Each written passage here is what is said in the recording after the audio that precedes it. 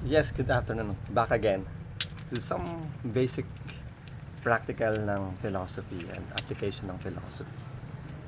Naalala yung video ko before na juggling about life, and life is all about juggling balls. May nagtanong sa akin, ba't tatlo lang? Tatlo lang, di ba? Tatlo lang. One, faith, family, friends. Ano? Pwede ba bang dagdagan? Yeah, pwedeng dagdagan. Basta as long as you master your life, pwede mong dagdagan, 'di ba? Pwede mong dagdagan ng work, pwede bang hobby, love life, as long as you know how to juggle and balance life. Pero kasi pag dagdagan ko yung gawing apat, hindi ko na kaya. Di ba? Ang hirap na. My life will collapse pag dagdagan ko pa ng isa kasi hindi ko pa kayang i-balance. The point is that the the fewer your needs, the simpler the life.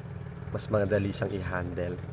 The second is, kung namarami na yung mga ginajag mo, binabalance sa life mo, kailangan mo sometimes pagbawas para gumaan ng iyong buhay. You must know what to give up. Know your priorities. Ano yung mga hindi mo dapat i-give up.